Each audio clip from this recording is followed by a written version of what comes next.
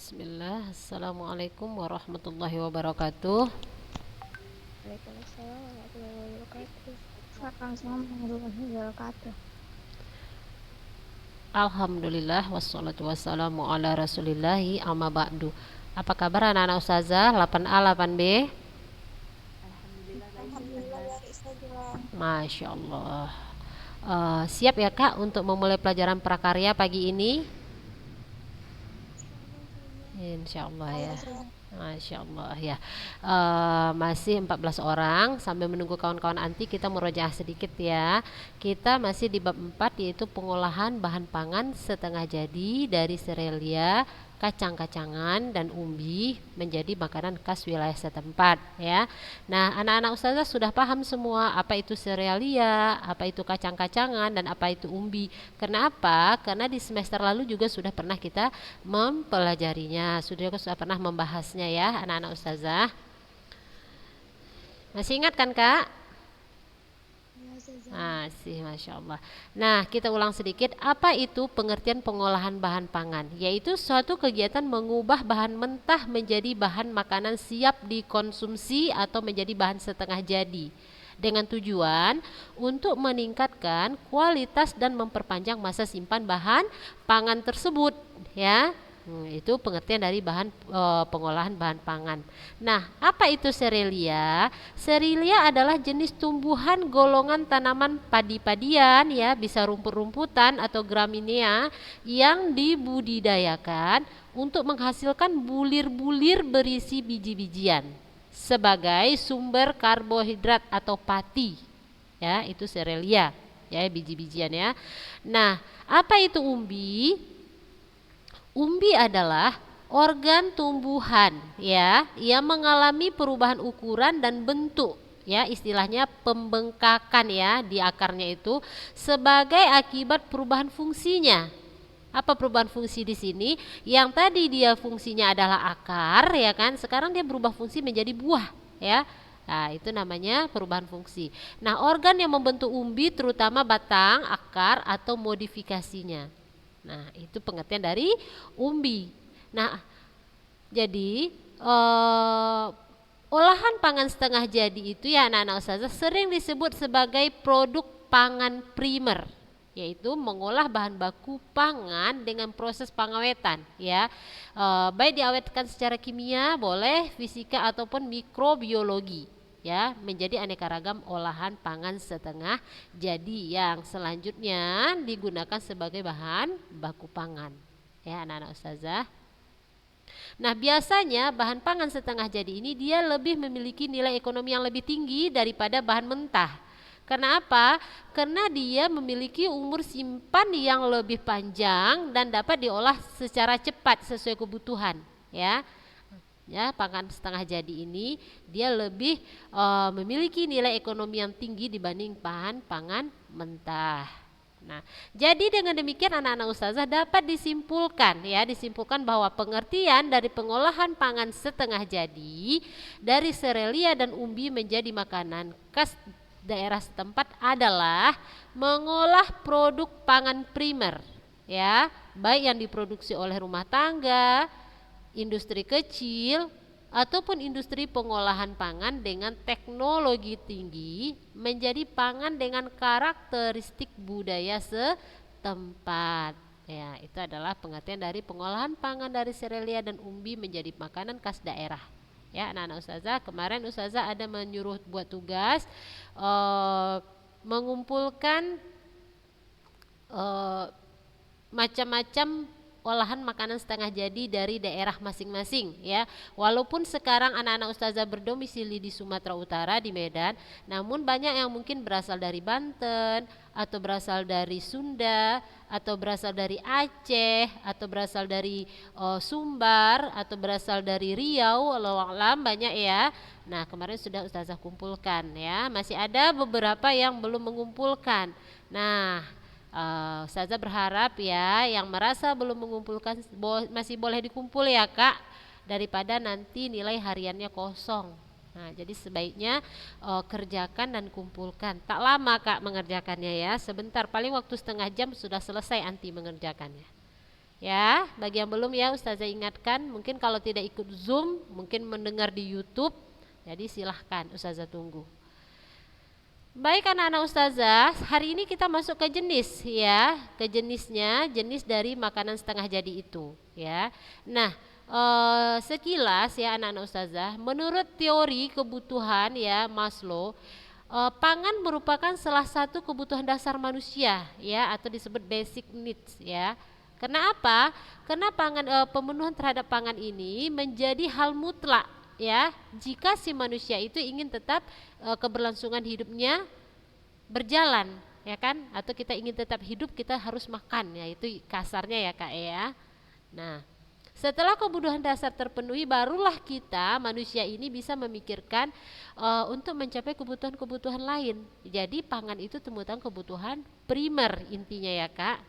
Nah, namun sekarang ini anak-anak Ustazah dengan semakin canggihnya teknologi, pangan tadi sudah masuk bukan kebutuhan pangan tadi bukan hanya sebagai kebutuhan hidup, namun sudah menjadi gaya hidup.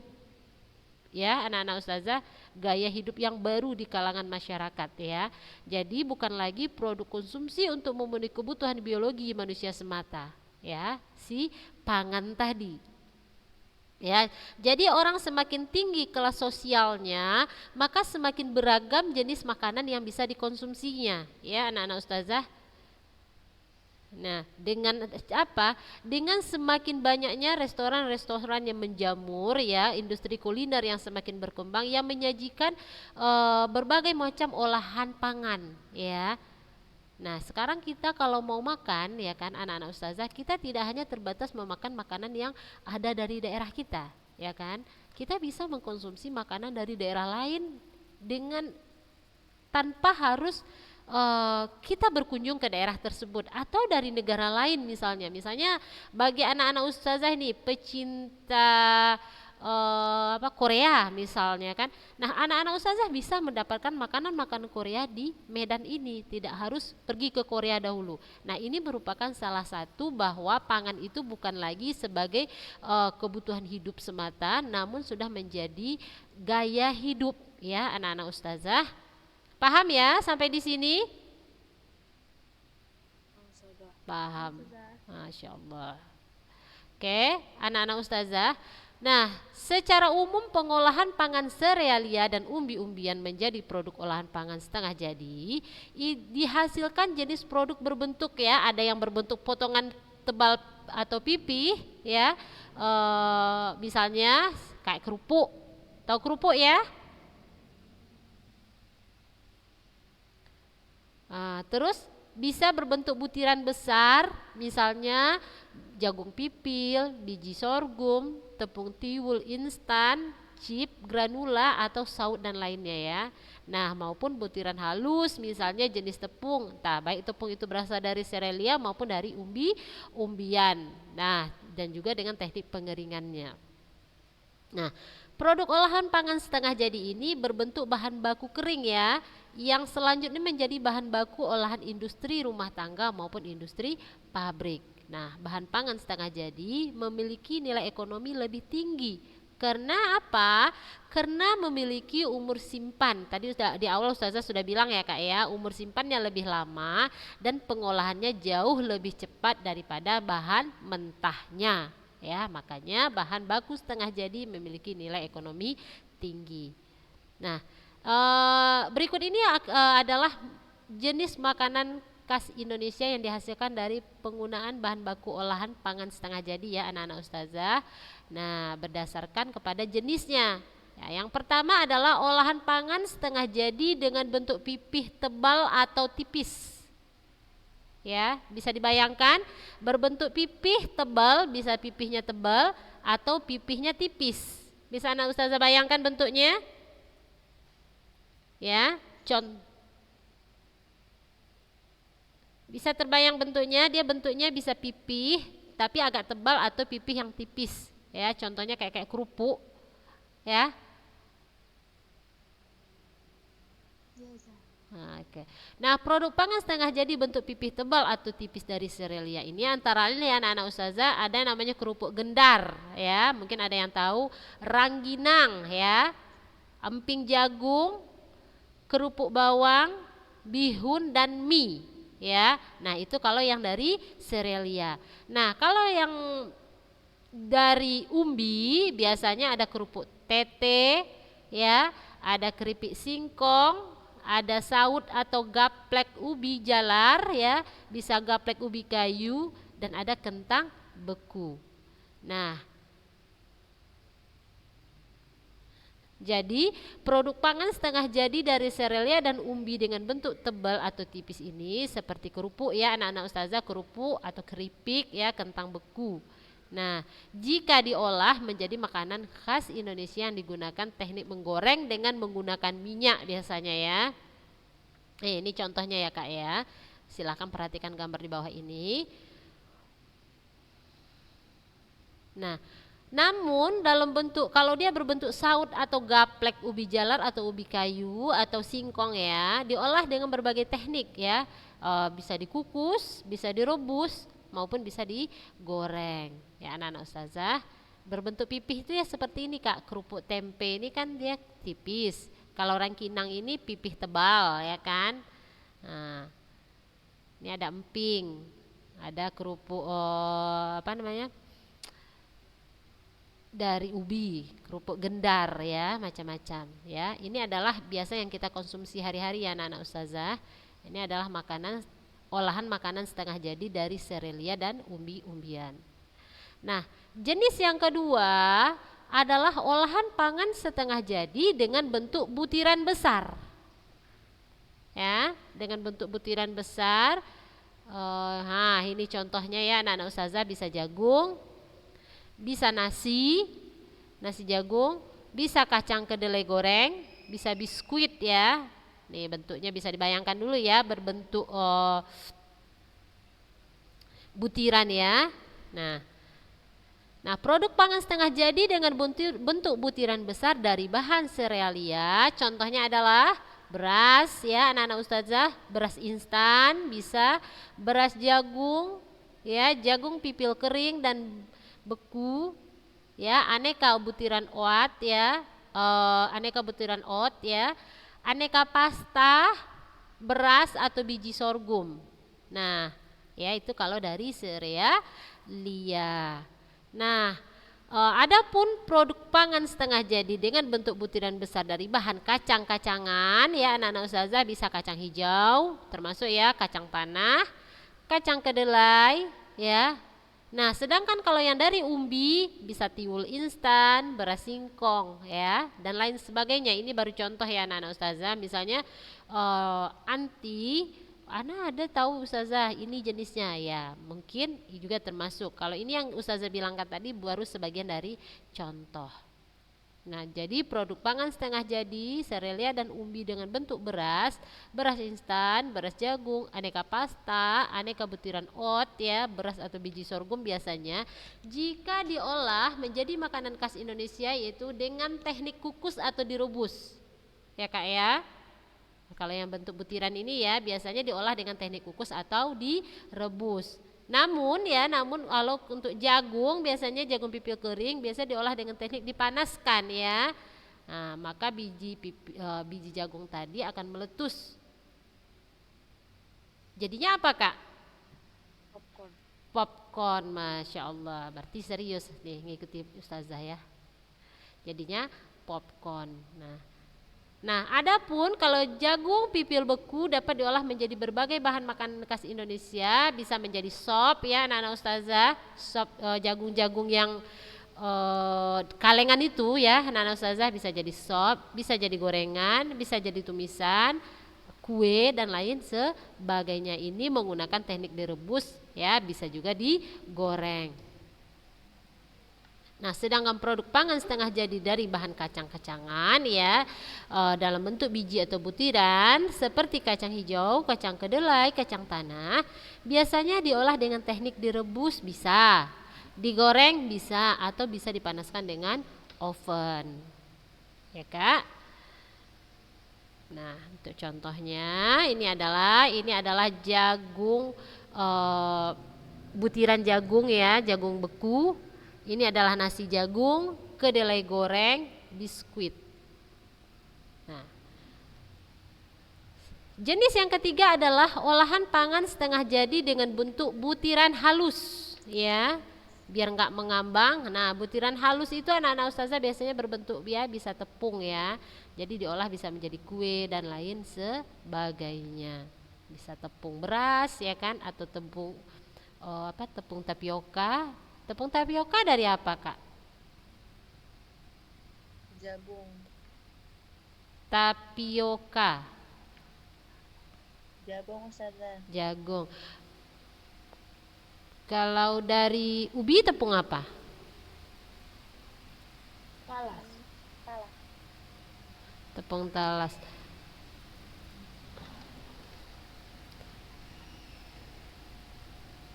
Nah, produk pangan setengah jadi dengan bentuk butiran halus dari serelia ya, itu tadi bisa tepung beras, bisa tepung jagung. Nah, tepung jagung tuh maizena, Kak. Tapioka itu bukan dari jagung, dari ubi kayaknya ya.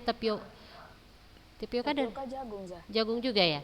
Nah, terus tepung terigu, ada terigu. Kalau terigu dari apa, Kak? Apa sih itu? Gandum. Bukan gandum. Dari apa?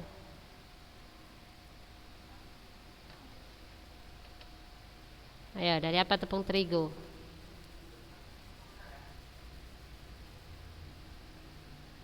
Dari biji gandum. Biji gandum?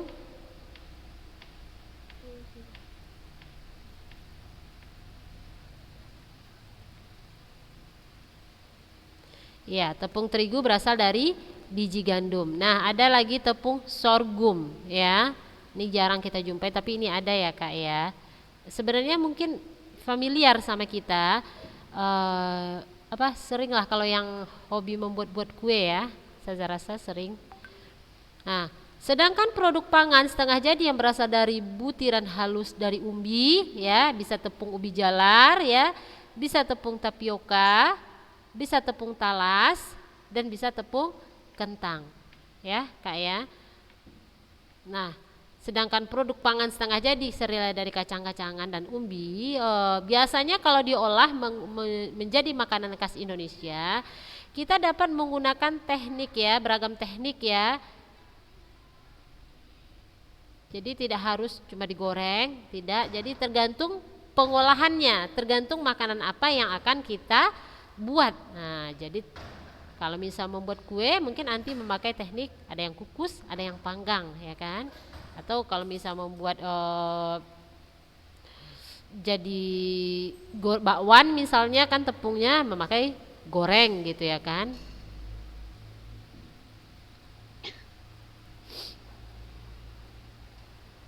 Nah, aneka tepung bahan serealia, kacang-kacang dan umbi tadi anak-anak ustazah dapat diolah menjadi berbagai produk makanan khas Indonesia ya. Seperti apa? Ada jenang ya, jenang makanan khas Jawa.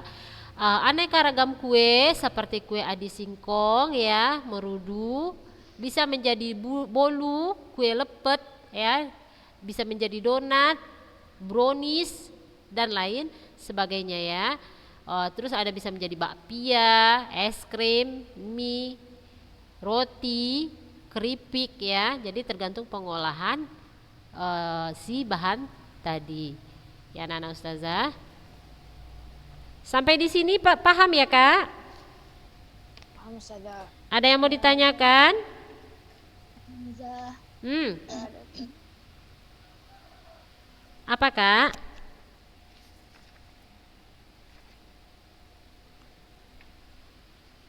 Ada yang mau ditanyakan?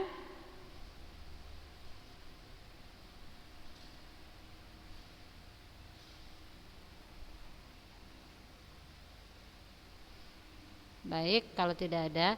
Jadi anak-anak ustazah, makanan itu dibutuhkan manusia untuk kelangsungan hidupnya ya.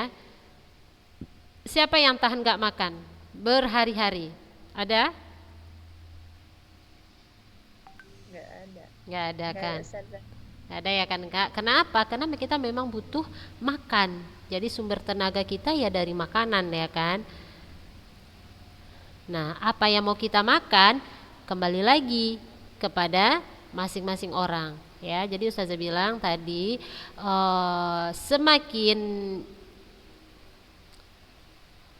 tinggi tingkat ekonominya, maka semakin berbeda apa yang dikonsumsinya. Nah, kalau kelas biasa, biasanya kelas bawah makan itu merupakan kebutuhan hidup.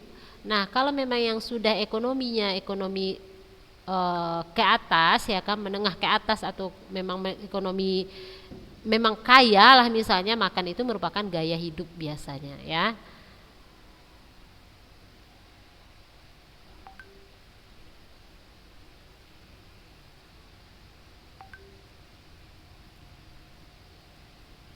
Dua puluh empat orang.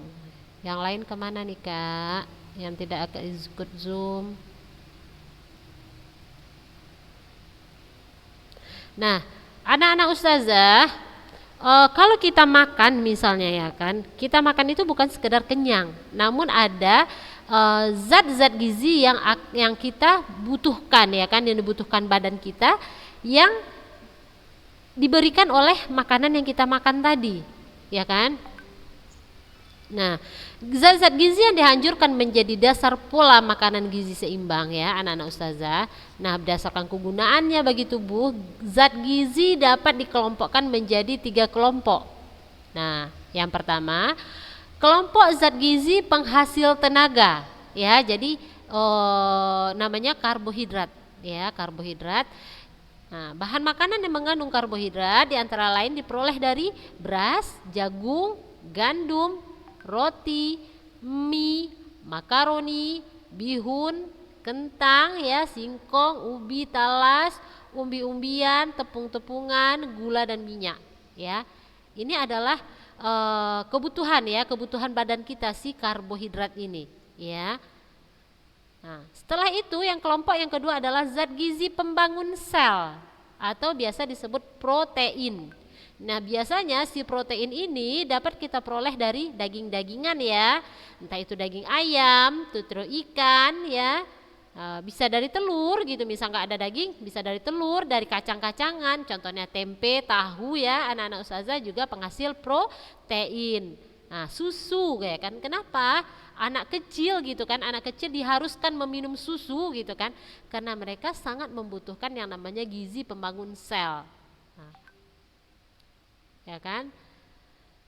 Nah, kita anak-anak ustazah juga semua kita membutuhkan yang namanya gizi pembangun sel. Makanya kalau kita makan ya Kak, ada nasi, terus ada lauk gitu ya kan. Nah, dari nasi kita mendapatkan karbohidrat.